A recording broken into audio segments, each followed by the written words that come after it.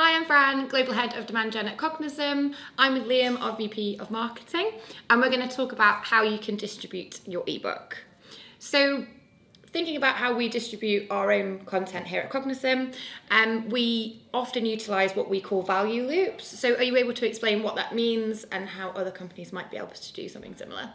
Yeah, so to us, value loops and the way we would describe them as places that your target audience and your customers come back and get repeated value from you, and they maybe it's places that they subscribe or sign up and to get like consistent value that they're looking for. So these sort of things, or what we would consider value loops, are like newsletters. So signing up to a newsletter, subscribing to podcasts, webinars and live shows, YouTube series, and subscribing there, and all of those places that people maybe come back for that same like formats of content, pieces of content that provide them value.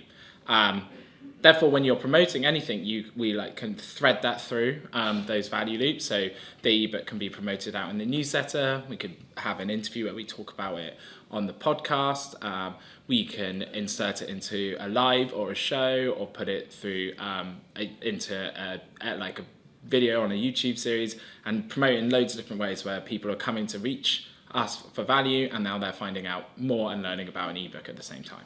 Okay, cool. So I think the owned audience, just to explain, is very different, and the benefits very different to what maybe you would have done traditionally. So like a content syndication approach, for example, where a third-party company might promote your ebook like in a newsletter, that's just giving like one blast to one audience. But I suppose with the your owned audience, you're almost getting that consistency. Mm-hmm. And I think that's a huge part of the value there. It's like consistency is key, and having that ability to keep delivering that message is hugely beneficial. I think that's and with that audience you build trust over time, right? And and that trust creates demand. So then it's when you're obviously using like a content syndication audience, they've maybe never heard of you before. It's that you don't have that relationship built, whereas that consistency of value over time builds trust. People keep coming back to your podcast or your newsletter because they trust it, they like it, they get value from it.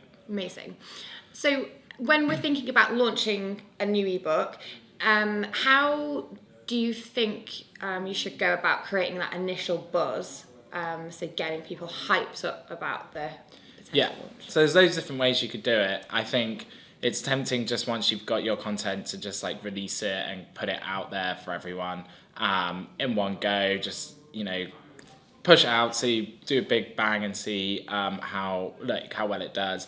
But actually, we found that you can do other things that sort of create like a buzz behind it and create like a demand for it, and using things like scarcity tactics, where you have like a sign up list and you give away something to early birds. You can also do like launch events and stuff where you have like another added element outside of the ebook. You can also maybe create an action that means that like a post on social that means that for people to get access to it, and then this also like can add to like scarcity or stuff, or like fear of missing out, and people just want to be part of the fun and see what it's all about. So I think you can get really clever and smart about how you release it. Maybe you release it bit by bit as well, so that people are like kept on their toes, and there's always something next coming as well. So I think getting smart about how you release it is like half of it. So yeah. I think as well you touched on releasing it like either chapter by chapter or bit by bit. I think that's important because previously I think you would wait until the whole ebook is completed, and I think that it creates momentum and a bit of hype around like what's coming next, but then I think also it serves the purpose of like getting something out there quicker, because I think by doing that sort of you can keep releasing the content, but then you're focusing on those like key goals in terms of like delivering stuff on time, or maybe even ahead of time, and then you can focus on like other things. I think that's something we do a lot here at Cognism. It's like done as better than perfect, and we can start releasing and temperature check what if that content's resonating or not. Absolutely, yeah. And on formats, so there's so many different formats, as we've spoken about in previous episodes.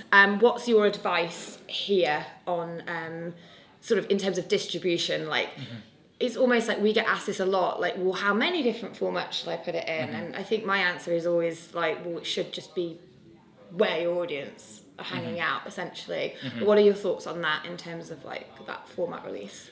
Agreed. I think it should be done for your customer. So, for example, if you know that they don't like read much content and they watch a lot of it on YouTube, then you want to be like making that content for where they are. If you know that like podcasts and audio often does best, then you probably want to create like an audiobook version of it, or release it as a podcast. So I think it really needs to like suit to what you're trying to achieve and where your customers are. Maybe, you know, if you know that a lot of your customers find you or come to you through search, then you know that you want it written, and then you have like that written element of it so that you can rank it for SEO and meet them at the point that they find you in search. So I think you've always got think the needs of where the customer are and meet them in that sense. But also it's like what you can manage, right? It's very difficult to be able to create it in all formats, so you've just got to get really smart about what's the best format to be consumed by them. So a few formats well, instead of trying to like meet every single format possible. Yeah, absolutely. Great. Okay. And we touched on earlier about this owned audience. What if you don't have this owned audience? So at Cognism, we have a great sort of newsletter subscriber base, and we can keep distributing, and a good podcast following. But what if you're just starting out and you don't have the luxury of that? That's why I think you can use subject matter experts again, and distribute to their audiences. You know, if they've contributed to the ebook in some way, or they're involved, or it's a topic that resonates with them, then it's like the perfect topic to then be able to share with their own audiences, and like promote it that way. So you can find other people outside of your own audience. You can start to build your own at the same time.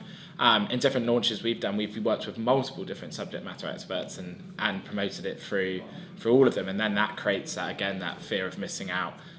People follow all of these subject matter experts, then at the end of the day they're like, oh my god, all of them have got them, like all of them know what this ebook is, all of them are talking about it. It creates that real buzz again. So I think if you don't have one, someone else will have one that you'll be able to promote to. Great. So just to wrap up, do you have an example to share where we've deployed these tactics that you've spoken about? Yeah, so earlier in the year we released an ebook, The Diary of a First Time CMO, written by Alice DeCourcy, our CMO, and we basically employed all of these tactics to distribute it. We created a sign-up list for people to get 200 free copies that we had printed. This created like this scarcity, this desire for people sign up. We had loads of people sign up, very excited about it. And then when we were able to, after that period was over, and we then released the ebook version of it, and a version actually for people to purchase themselves as well, and we released these books, people then create this sort of fear of missing out, that people were like posting the book over social and like really sharing it and showing off that they had got their copy, and they were part of this early bird list that managed to get them. We also promoted it, and this added to that effect through loads of different social influencers and B2B marketing subject matter experts, and I think this created the scarcity as well. So as people were posting their copies, they were getting hold of the influencer posting theirs as well, sort of like creating like this hot on-demand ebook. We created a podcast audio version of the book, so if you didn't want to read it, or like that wasn't like of interest, you could listen to it on a podcast.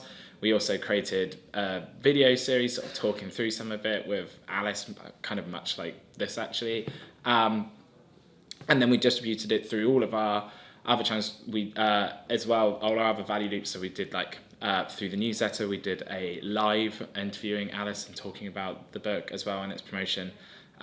So executed exactly like that, and we've had now people can purchase the book on Amazon, and they do. That's how much sort of demand we ended up creating for it. The ebook version of it got thousands of views within the first month, and yeah, so the launch went really well. Great, amazing, thank you. So that's it for this episode on distributing your ebook, and if you tune into episode 4, we're going to be talking about post-download nurtures.